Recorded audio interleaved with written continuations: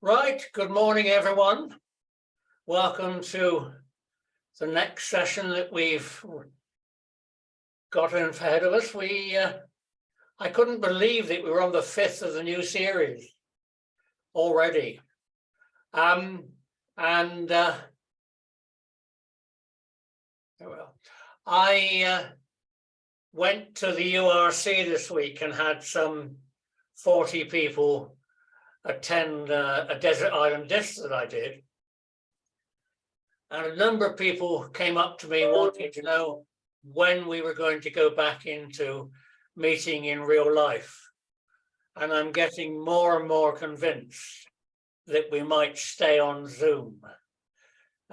So there might have to be a duplicated English history that somebody else does maybe. But the basic point is, at the moment, we're going to carry on with doing what we're doing now and see how we get on. I checked this morning and some 25 people have viewed the last video clip on YouTube. So the combination of the two things, ignoring any overlap, means we're probably meeting the needs of some 60 people now, which is probably as good as we're going to get. So after that update, I shall now pass over to a lady on my right. Judy, over to you. Thank you, Martin. Good morning, everybody. Once again, thank you very much for your loyalty. I've written the heading, The Rise to Dominance of Wessex. You probably do remember from school that one of the Saxon kingdoms came to dominate all the rest, and our present royal family are descended from the royal family of Wessex. And I did say at the end of last session that we're coming back to King Alfred, because he wasn't just a great war leader, not always successful. Very important to note that he failed in many battles against the Danes, but he must have had the kind of personality that Ernest Shackleton had, that when things were absolutely desperate and one defeat after another or one disaster after another, he could still keep his troops in good heart and rally them and keep them positive. In other words, he was a fine leader even when things were looking pretty grim. And he must have had that kind of personality, that he could make people, to use a horrible American phrase, believe in themselves. And that was one reason why he got the title The Great. But even more so because of his work as a peacetime king. So his background, he's born in Wantage. He had a good education, very, very strongly Christian education, but then most people's education at that time would have been Christian based, because the monks and priests were literate and other people weren't. It wasn't necessary for royalty to be literate. The main demand of royalty, the men anyway, was that they were good warriors. But the legend, the story is, there's no way of authenticating it, but the story is that his mother was a very, very devout and a very well-educated lady, and that she had various sons, as we know. Alfred was the baby of the family, and she sort of offered a beautiful, highly illuminated manuscript book to whichever son could learn to read first, and that she left the book so that they could look at it and want it.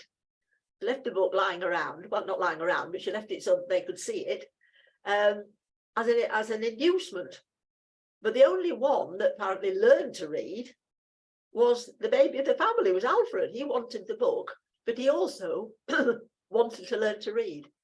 And it's a lovely story, and we hope that it is true, because it would explain why he felt so strongly about education. Because he did. He believed in education.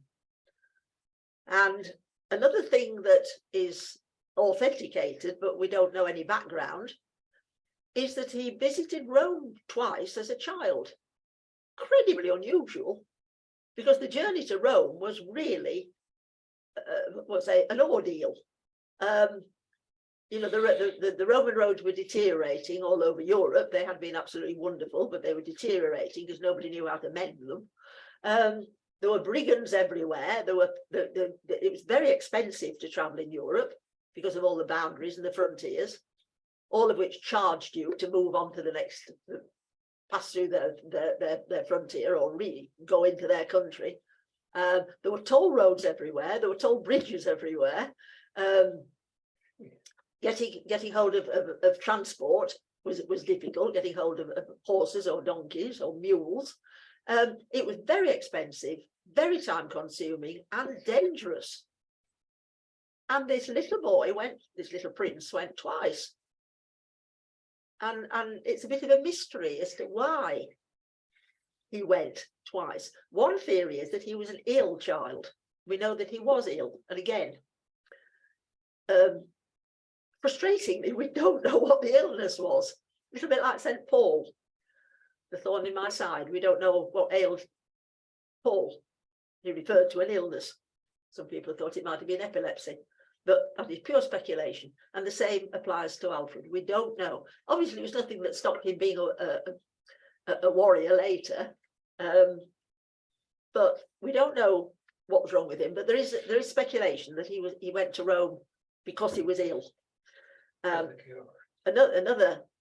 Another theory is that he was a very devout little boy, and it was a sort of a treat, not a treat, a reward for him for being academic and doing well. And that his mother had sort of fixed it, but his mother actually died when Alfred was quite young. So it's a mystery, but we do know that he went to Rome. That is authenticated because we know from the Rome end of the story that was true, that little Prince Alfred did go to Rome. He married happily. He had 5 surviving children and more than 12 grandchildren. And Martin's put there are no surviving images of Alfred from his reign. The one on the coin makes him look really sort of weird, as though he's wearing glasses and he's had his hair permed. So there weren't any accurate portraits of anybody really until the Renaissance. There was a kind of standard picture of a king, usually wearing a rather large crown, and they just couldn't draw. So there's no point in wanting an authentic picture. All the ones we've got are Victorian, just ideas of what King Alfred should have looked like. So we know that he was well educated and that he had leadership qualities. And when he became king, he was very anxious for his kingdom to become not spectacular, but certainly noted for learning. And Northumbria had that position. Northumbria had produced, when Northumbria was the leading Saxon kingdom, Northumbria was famous for producing beautiful manuscripts and monasteries as centres of learning. And Northumbria had a very powerful influence on literacy and learning. And that's what Alfred wanted for Wessex. In other words, he had a vision. He knew what he wanted. So he's famous for his persistent defence of Wessex, battling against the Danes, and for his incredibly generous resolution of the conflict between the Danes and the English. But he's also famous for his practical policies, defending his kingdom against the Danes, because some of them had agreed to be Christian and they'd agreed to settle. And that was his great contribution. The idea of the Danelaw, that it was no good, it's like banging your head against a brick wall, hoping that the Danes would stop invading, wanting land. He realized that that was a ridiculous hope and expectation. That the Danes had seen this country, they'd seen how rich it was. Their own land was deteriorating in terms of weather, climate, and they were determined to come here and get land. So instead of constantly being at war with them, using our resources in a never-ending struggle, accept the reality and make peace terms. That it wasn't a weak thing to do, it was a very powerful, strong thing to do, to allow the Danes to have land in the part of the country which wasn't particularly wonderful for farming, at the Yorkshire Dales, the Northumberland, you know, the further north you go, not the, I don't mean the wilder it gets, but it's more like suitable for sheep farming rather than arable farming. The Norwegians settled in the north, in the what was now the Yorkshire Dales and in Northumbria, and even today, the language, the dialect words for various things in the north, in the Dales, are compatible with Norwegian. There's a famous story of somebody during the last war, it was an airman, but he found he could make himself understood in North Yorkshire, in the Dales. I think it was Swaledale. He used some words and the farmer's wife knew what he meant, and similarly she said something and he understood what she was saying. Dialect words, because the Danes thought that was a wonderful area compared with theirs, what they were leaving behind, Norway and Sweden and Denmark. And of course it wasn't just cold, the winters weren't as bad. We moan about the climate, but compared with Scandinavia, our climate was perfect for sheep and cows, growing various kinds of cereal crops, and we had various kinds of mineral resources, and we were an island, so we got lots of fish. What's not to like? Of course they were going to keep invading. So a wonderful solution, which some people at the time might have thought, oh, he's giving in to the Danes, he's giving them land, how ridiculous. What a weak thing to do. Not at all. It was a very far-sighted, generous-spirited thing to do. In return, the Danes must become Christian, which they did. You know, they kept their part of the bargain. He then didn't rest on his laurels. He didn't say, oh, well, that's sorted, done that, sorted that out. He was aware that there were plenty of other Danes who hadn't agreed to this. There still were the same Danes, Norsemen, who were still anxious to come here and settle. And so he did make arrangements, as we know. Certain defensive areas, garrison towns, and defences put in place so that he was prepared if there were incursions on a continuing basis. But it was his domestic policies that earned Alfred the title Great. And it was a posthumous title. He wasn't called Great during his life.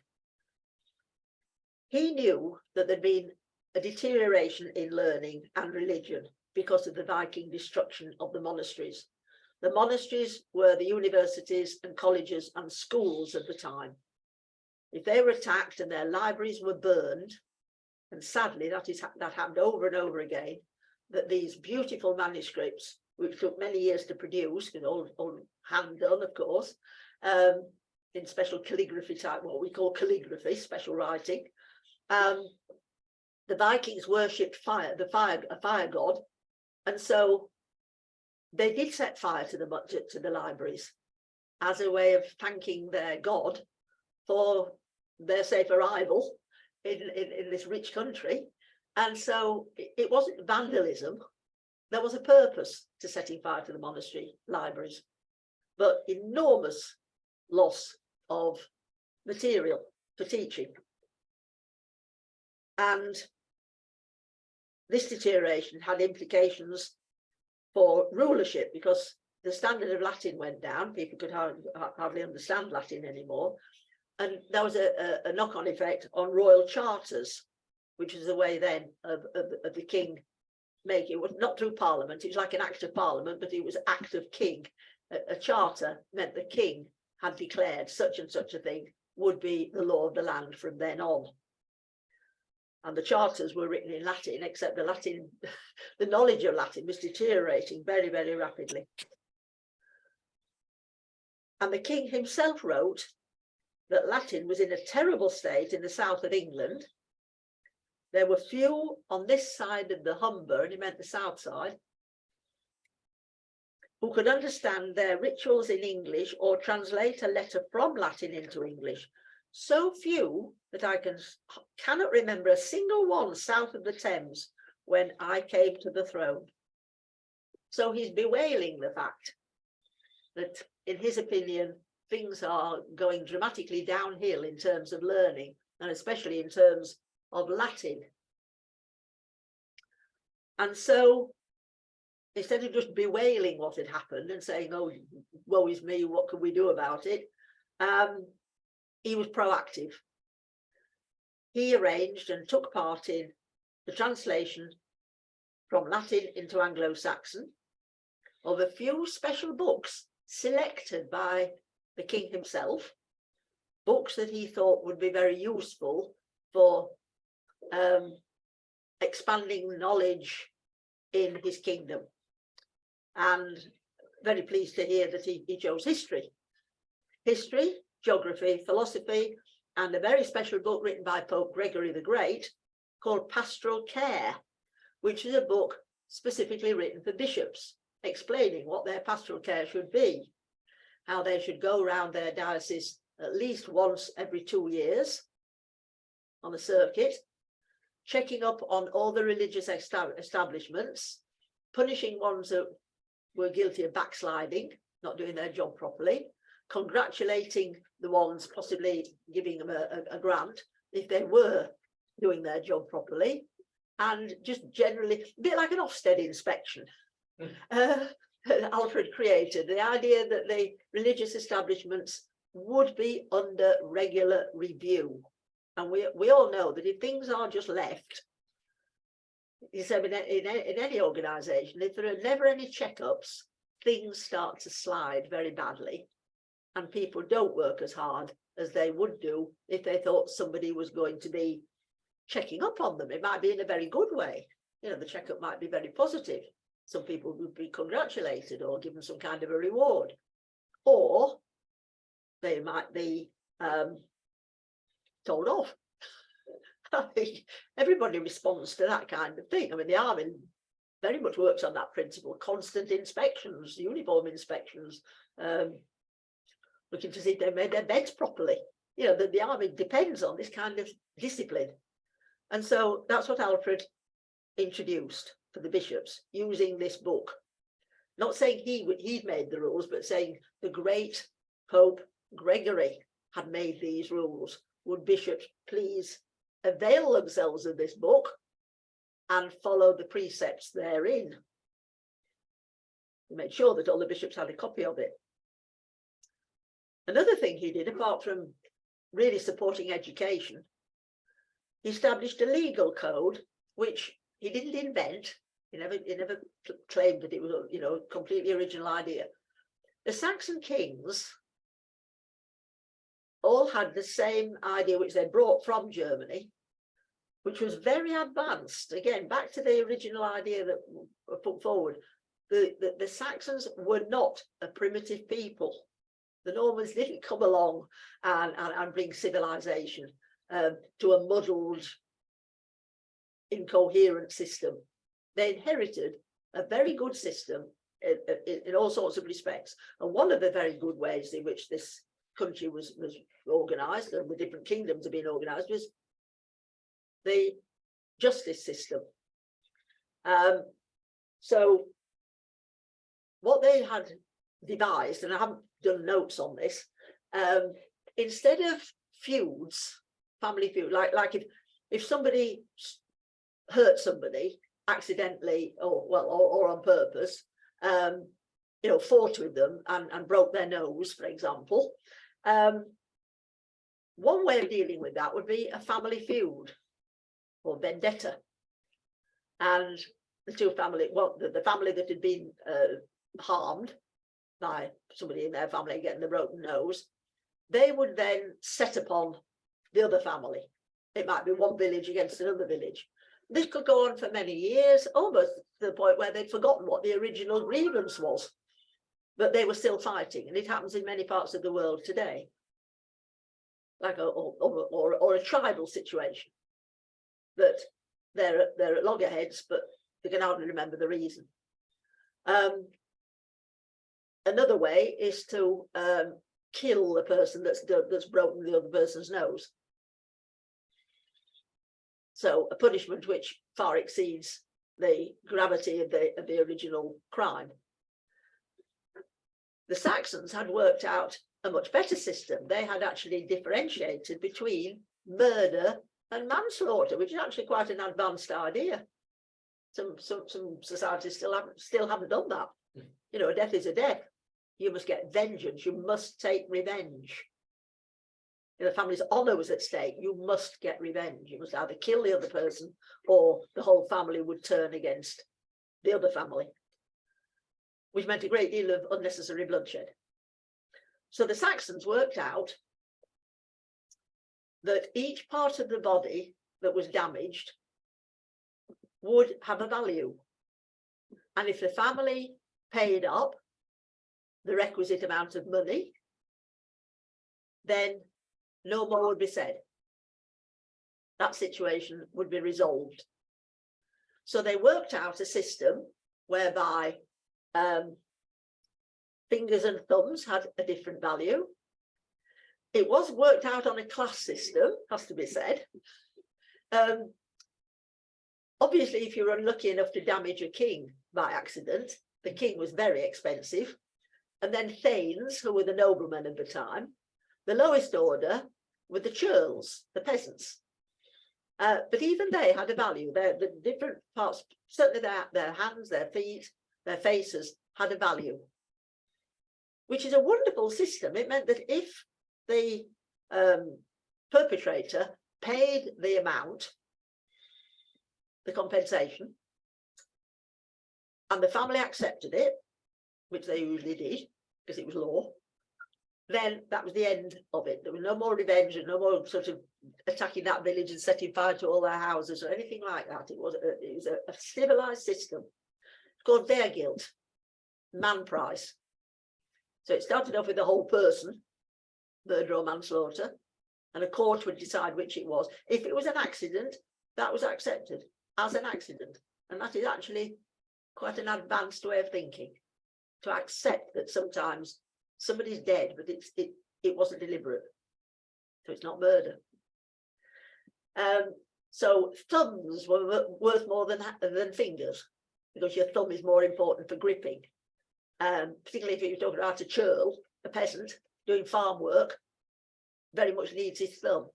And they even worked out a system where if somebody's right-handed, obviously their right thumb and their right finger, their right hand was more important than the left hand. It's a very sophisticated system. I thought you said sons there. It's thumbs. Thumbs. Thumbs. Yes, yeah, because you need your thumb for gripping. Eyes, facial injuries, each part of the body, as I say, had a value. And what King Alfred did was look at the laws in all the other kingdoms and cherry pick, just take the good bits out of, because it wasn't just their guilt, it wasn't just compensation after injury, there were many other laws. And he went through them all very carefully, selecting the ones that he thought were generous spirited and fair, but above all, just. He believed in justice, he promoted justice. And so he produced this wonderful law code, which was followed for many, many years. Another good aspect of Anglo-Saxon law, the idea that you would have character witnesses to speak up for you. The more you could collect, the more you were likely to be found not innocent of the crime, but forgiven in court. You know, it wasn't your fault that you did this. In other words, if somebody was charged with murder, if you could collect 10 character witnesses to say, no way could this man or woman have committed murder. I have been their neighbour for however many years, and they have an unblemished record, etc. You know, again, what a sensible and civilized idea that they would speak up in court. It still happens. And also making sure that they could collect as many eyewitnesses as possible. You know, their system of justice, certainly Alfred's system, which was more sophisticated than any that had happened before, really puts them on a very high level with other European countries. We were ahead of the game. There's no way that you know, the Normans came along and rescued us from chaos. Totally the opposite, really. So, and the other thing about Alfred that made him very popular, that he was very willing to listen to other people's opinions. He wasn't dominant and saying, "Oh, I'm the king, you do as you're told, I've decided." He listened. And that's very relevant at the moment, actually, with politicians. People saying, you know, are you listening to what the public want? Are you basing what you're doing on a kind of common sense reaction? Do you know what people are thinking? Alfred did, and that's how he got the title Great. That he created a good kingdom to live in. And that's why Wessex came to the fore. It wasn't just in military terms, it was because of his ideas, his judgments, and the fact that he had thought things through, that he had a vision, and that he was willing to accept that sometimes he got things wrong. We're thinking probably our politicians would do that, although they are beginning to. But instead of him being accused of U-turns, he was seen as somebody, well, not the word civilized is wrong, but somebody with generosity of spirit, willingness to accept that sometimes he got things wrong. He died aged 50, and he was famous because he was very, very lucky in the sense that he had a bishop called Bishop Asa or Asa, I'm not sure how you say it, a monk from St. David's monastery and cathedral in Wales, who became Bishop of Sherborne. And he was a very generous writer. He obviously felt very affectionate towards Alfred. They were friends. And so, but he didn't write lies about him, but he did write in a very partisan way. He obviously honoured the king, really truly admired him, and wrote this book about his achievements. And it's due to this bishop that we know that a little bit about his childhood and about the book and his mother and about going to Rome as a child. And so together, the bishop and the king worked on reviving religion and learning in Wessex. They were an amazing partnership. So when King Alfred died, his son, Edward, took over as King Edward the Elder. He had 16 children, but luckily to 3 different wives. When I first read that, I think poor wife, but he divided between 3 wives. Judy, you haven't mentioned cakes at all. Is that? Well, I've mentioned cakes because it's a legend. We think the cakes were a legend. Right. Okay. There's no proof that it ever happened. There's no other source. And it was only mentioned many, many years after he died. Possibly as a way of promoting him and his image and his memory. Oh. But there's no actual historical proof that it ever happened. No. Oh well. No, so no, I was thinking people could probably remember from doing it before that I'd mentioned that it wasn't historically it's dodgy. It comes into the category of it comes into the category of legend, and it can't be supported from any other source. Yeah. So King Edward the Elder, who tends to be a bit neglected in, well, certainly from the school point of view, I can't remember knowing anything about him. He was able to continue the work of his father, but it was very much a sort of military situation.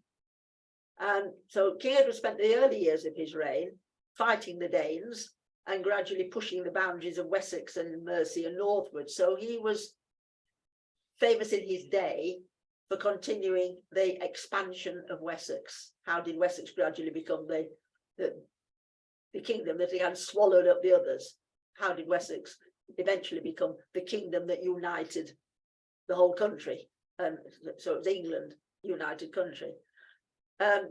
So King Edward did continue the work of his father, but not so much with the education side of things, more with his military record, and his ability to maintain central authority for 25 years was admirable. And his sister married into the Mercian royal family, and she was called the Lady of the Mercians. She and her brother worked together to combat the Danes and to create good governance, it's called, good all-round government in Mercia and Wessex. I mean, Mercia still existed as a separate kingdom, but was being gradually taken over in territorially by Wessex. And his sister Ethelfleda, the beautiful statue of her in Tamworth, just outside the castle, the Lady of the Mercians, they were a good team, and they spent a great deal of time battling again. The trouble with the settlement that Alfred had made with the Danes, that yes, it did work, but as we said already, there were plenty more Danes, Norwegians, and not so much Swedes, but mainly Danes and Norwegians who wanted land. And so the incursions continued. It's important to mention that Alfred didn't solve the problems of the Danish situation ended. Not at all. The Danes continued to invade. Then we've got the son of Edward the Elder, Athelstan, that you probably have heard of. Reigned from 924 to 927 as king of the Anglo-Saxons, and then, importantly, from 927 to 939 AD as king of the English.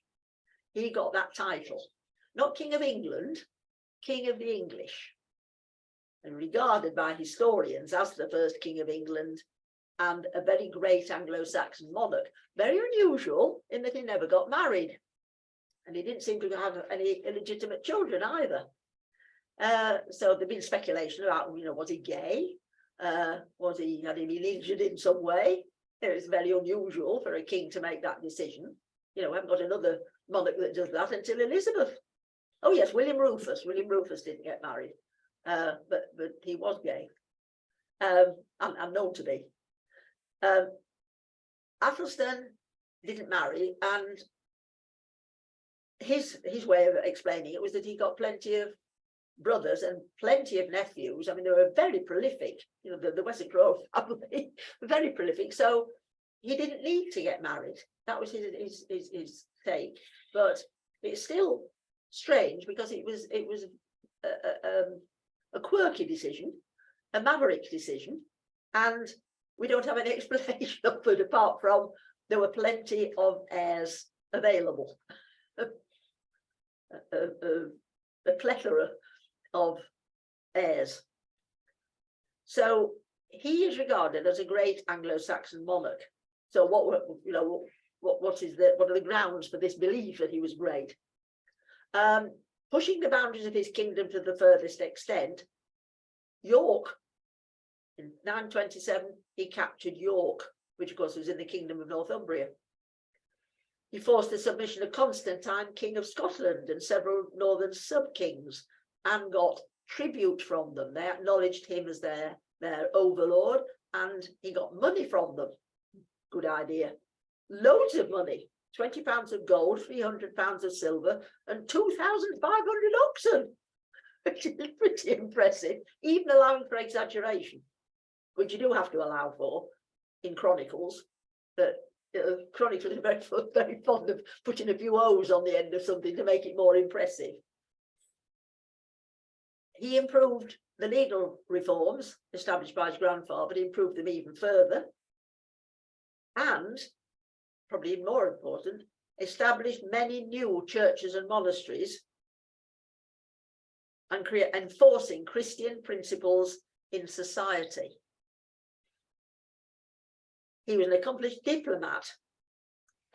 We would disapprove of this nowadays, sort of offering his sisters as to cement alliances abroad. The sisters didn't seem to have any right of reply, or like, I don't want to go abroad and marry this whoever. But that's what he did. He used his sisters, and he had quite a few sisters, to cement agreements, trade agreements, various kinds of pacts and agreements abroad. Used his sisters to cement these relationships, which stood us in good stead in the future. But his greatest accomplishment was to unite the country and become the acknowledged king, first king of the English people, and recognised in Europe as a great man. They, in Europe, knew about King Athelstan of England. So that's his claim to fame. And then we come to Edgar. And King Edgar, you might remember from school, I could sort of vaguely remember nothing about him except that he was the first king to be crowned with a coronation ceremony that very strongly resembles the coronation ceremony that we are anticipating in May, that established a recognisable coronation ritual. And that took place in Bath Abbey. And that was the only thing I can remember learning about him at school. So he said Athelstan died childless and unmarried and was succeeded by his nephew, Edgar. And he was an important patron of the English monastic revival. He was a very good judge of character, very important in a king or a leader of any kind, that they can judge character and appoint and promote the right people. And we've just had, well, we're just anticipating, we're just experiencing an example of this with our own politicians. Do they make the right choices? Do they promote the right people? We're beginning to think no, they don't. Edgar could appoint the right people, could and did. And he was the one that divided the country into shires. I didn't learn that until university. Some shires are larger than others, and that's interesting, that the northern ones are big, Yorkshire in particular. But the southern ones, you can see the hand of somebody who's really thought this out, because they're smaller and more compact. Not necessarily neat and tidy. They tended to use rivers as boundaries. That is that shire.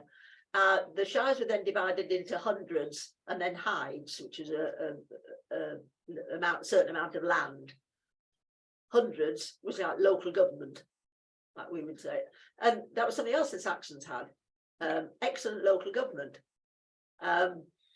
Shire moots, they were called. You get the word meeting from it, the Saxon word moot, meeting. Shire oaks, meetings in the open air, sort of rather sudden meetings held, sort of emergency meetings or extra meetings. And there's a shire oak not very far from us. And so meetings on the local level, and that was how the taxes were organised. Very, very, very efficient tax system, which the Normans inherited. Very efficient. Locally based. Obviously, people were contributing, so it was a village that paid, individuals paid, but the total was sort of allocated to the village, and then to the 100, and then so on. A really very good system, quite a bureaucratic system. So the Saxons had a civil service, which people don't. Judy, I've read them with. Judy, when did the ridings come in Yorkshire then? They're Danish. They're Danish or Norwegian, we think now. I mean, they're doing a bit more DNA now, so they're being a bit more specific. But riding is thridding. Thridding, thirds, a thridding. And a thridding is pure, I think it's Norwegian, thrid. So, yeah, good question. Yeah, so Yorkshire's the biggest, but divided up, and Lincolnshire divided into three. To cope with the size of the county. But the further south you come, the more you can see the shires that Edgar had created. Smaller, neater shires. And the word shire rather than county. County is Norman and shire is Saxon. So apart from his coronation and the fact that he created the shire system, the coronation oath, very, very important because the king had quite a say in it. So 3-part coronation oath, which still happens. The first oath, to protect the church and the peace of the land. The second oath, to establish the rule of law and forbid criminality in all classes of subjects, even the nobles. That is very modern, isn't it? Very modern sounding. Third vow, third promise, to use justice and mercy in all judgments, which is to say to be impartial, fair, and not vindictive or cruel, nor to show favoritism or let friends off easily. Oh, pretty amazing, isn't it? It's got a modern touch of fairness and a touch of democracy. And all of this before the Normans came in to put it right. Exactly. And we can learn from this. I think one or two politicians could learn this lesson. Don't promote your friends too easily. They might not have great judgment.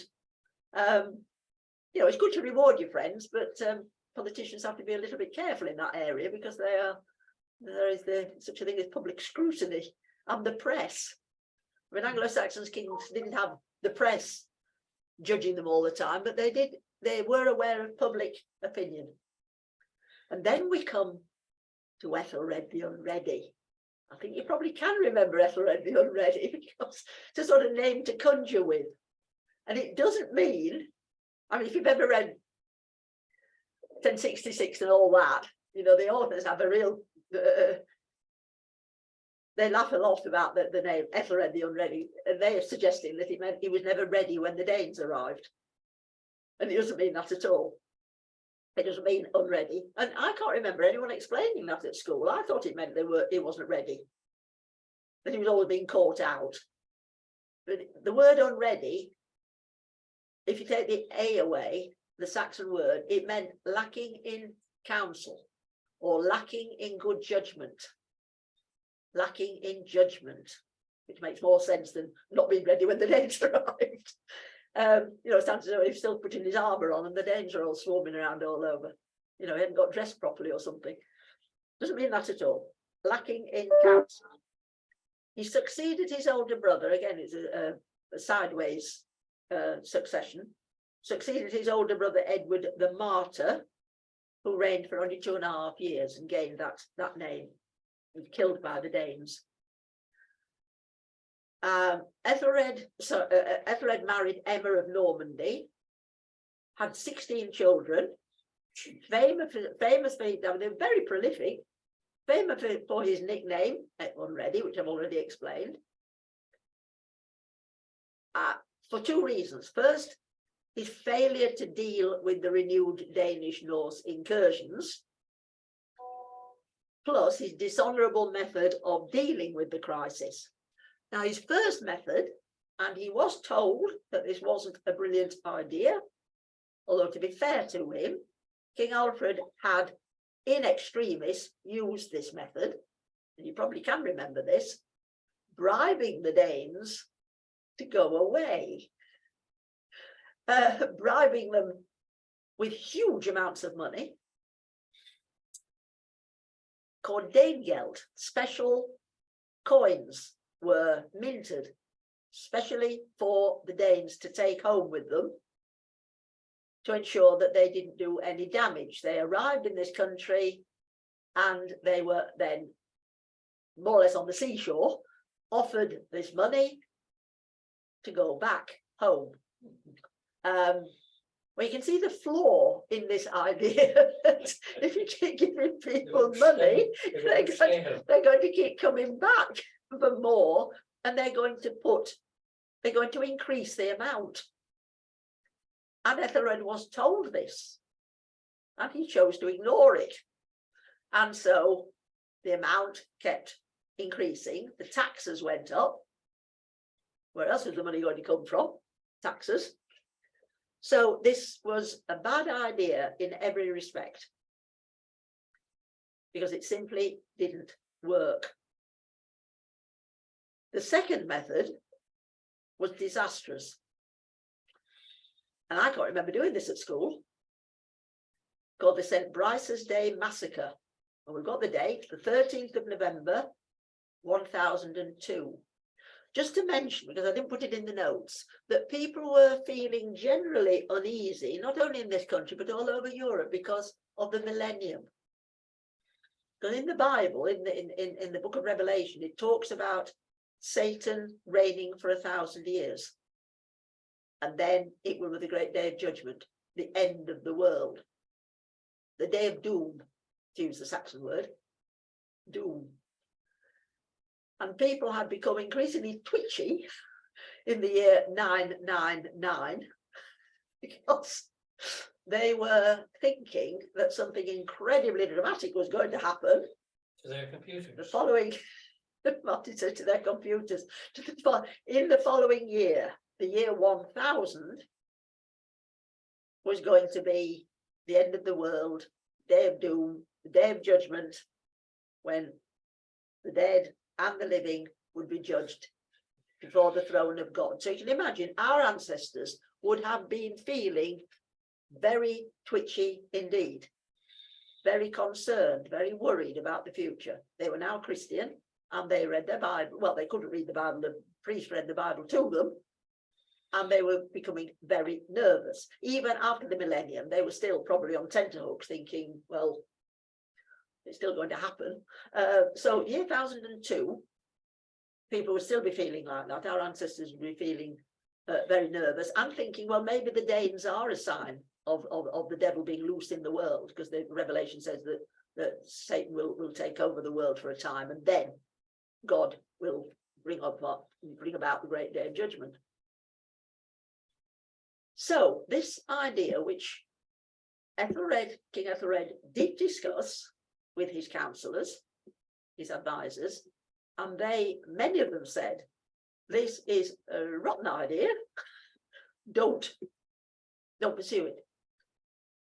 But he did. He thought it was a really good idea. It was planned at the highest level. It was King Ethelred's own idea to trick the Danes in various parts of the country, not just in one place, to trick them into surrendering their weapons and then murder them.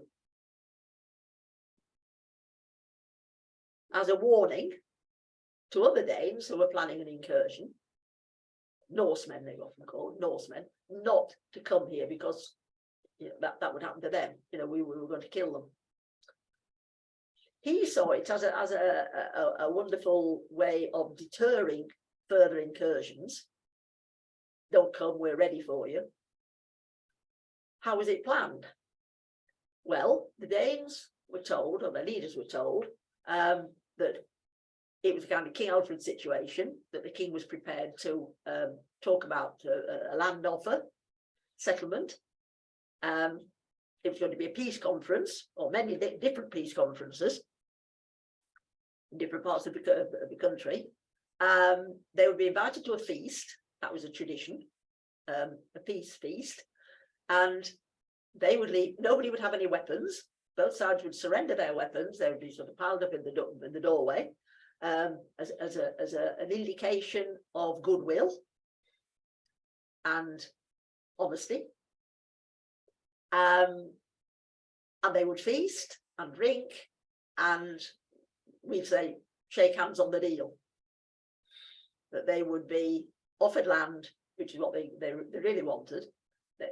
The other situation which had arisen was that we had also tried, or the king had tried, and fairly successfully, to persuade quite a few of the Danish war bands to change sides and work for this country against their fellow men as mercenaries. But they were paid huge amounts of money, and very often they hadn't got much to do, and they got bored, and they got completely fed up of not being able to fight, because they were trained to fight, you know, restless young men, usually without any families to concern themselves with. So like the SAS or the paras, you know, they really wanted to use their skills in battle, and they were getting very bored, even though they were paid generously. So that was another thing. The taxes had gone up again to pay these mercenaries. So the plan went ahead, and the day was chosen, St. Bryce's Day.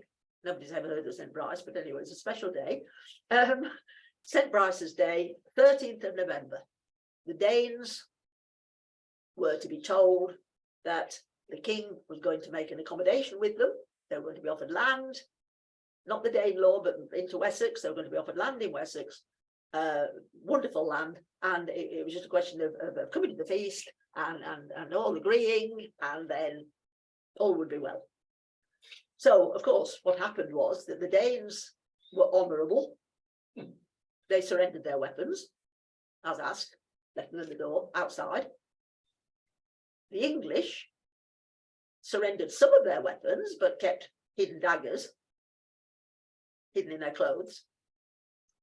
And then the feast happened, and the drinking, and all seemed to be all right, and the discussion had taken place, and the feasting and everything. And then after a given signal, sorry, I've left out the fact that the plan was that they would sit alternately to show goodwill. Dane, English, Dane, English. As a sign that always, you know, they were friends from now on, they were allies, they were friends, etc. All very carefully planned. And then after a given signal, the English took out their daggers or short swords and stabbed their dining companion to death. What a horrible, dishonourable, wicked thing to do. And Ethelred, of course, when it all rebounded on him, blamed his advisors. Where have you heard that before? Wasn't me. You know, they told me to do it. Not even it seemed like a good idea at the time. No, my advisors told me to do it, and you know, I went ahead with it. But it hadn't been. It had been his idea, very much his idea, and he had been told that the consequences would be dreadful. That we would lose our reputation, because although the Danes and the Saxons had originally been warlike, vicious warriors, they did have standards, they did have principles, and one of them was that you don't, if somebody surrendered their weapons, you take them prisoner and you feed them. That's been a standard practice ever since in Western Europe, that if somebody surrendered their weapons, you don't then kill them, because that's such a dirty, underhand thing to do, and becomes a crime. Murdering an unarmed man is murder, not warfare. So going against that principle, that Christian principle, they murdered their guests. And the fact that you'd invited somebody as a guest, the Saxon and the Northern principle again was that you fed people. You know, there's a very powerful principle of hospitality, even before Christianity. Very powerful. You know, if somebody was wandering around in the dark at night, you know, you invited them into your hall and fed them. So this went against all the established principles and totally denied the principle of Christianity. It was an awful thing to have happened. It did terrible damage to our reputation as an honourable Christian country. And obviously it didn't work, it just created the desire for revenge as well as gain. The Danes were not going to just accept what had happened to their fellow countrymen. They were going to take revenge. So an appalling decision and lack of judgment and terrible damage done to our honour because it was totally dishonourable. And the Scandinavian raids then continued more than ever with a revenge motive, not just to get land, but to get revenge for what had happened. So next time we shall look and see what the consequences were that we actually ended up with a Danish king, King Canute, that we have all heard of. Canute of the holding back the sea, but we shall sort of explain that he wasn't an idiot. He didn't really think he could stop the sea coming in. He was actually explaining to his sycophantic courtiers who were going completely over the top in flattery and said, "Oh, you're such a great king, you could probably hold the sea back if you wanted to." And he took them on to teach them a lesson, and sort of had his throne taken down to the beach and then commanded the sea to stop coming in. And of course it didn't. And what he was trying to, well, not trying to do, actually, what he was doing was saying, God's in charge of the sea, and I am not, I am just a king. And you lot are horrible. You're just being flattering and toadying in order to gain my favour. And I'm just pointing out that it hasn't worked. I've taken you on and I've made you look foolish. But the trouble was it turned against him, because it made, the way it was described was that he looked foolish, that he really thought he got power over the sea. He hadn't. It was like a little parable he was playing out to show that he hadn't got power, and he knew perfectly well he hadn't. So that's the result, very but largely, of King Ethelred's appalling reign and appalling lack of judgment, and why he got the title the Unready, the lacking in counsel. You know, that's a mild description of it. And how it ended was that we actually had for a time a Danish dynasty ruling over us. So yeah, very much a roller coaster, as you say. It's sort of King Alfred sorting out the Danes in a generous and principled way, and then King Ethelred, all those years later, ruining that reputation, our English reputation. And we don't know which side our ancestors were on, but we assume if we had nice ancestors that they would have been disgusted by what had happened. We hope so anyway. Thank you for listening. Thank you. Judy. Thank you very much. Judy, it's Emma of Normandy, the first sort of person that we hear about Normans. We knew about, it's short for Norsemen. No, Emma of Normandy, was she, I mean, she was a Norman. Was she the first one that really we learn about as a Norman? Yes, good question. Yes, Normandy suddenly sort of hits the headlines. Yes. Right. And the other thing that I'm missing 20 years. 939 is when Athelstan died. I probably got these dates wrong. Yes. And 959 is when King Edgar came to reign. I've got 20 years missing. I'm going to check on all these dates. Well, very nervous now. You've got Edmund, you've got Edred, and you get Edwig in that 20 years. The three sons and grandsons of Edward, the Confessor. Yeah. This is because I waited for a cataract operation and I'm not seeing I'm not seeing the numbers properly. Okay. Okay. I really am. Yeah, no, fine. Making horrible excuses. I totally acknowledge that I've got your dates wrong. No. You've got three kings missing. Yeah. Between 939 and 959. Yeah. Well, I'm going to check up on all the dates because it's not one, it's me. We'll start off the next set of notes. with a family tree of some sort. No, thank you very much indeed. Bless you. Thank you, everyone. We gather Thank you. Thank you, in- Judy. That's Thank you. brilliant. Thank you. Thank you, Martin.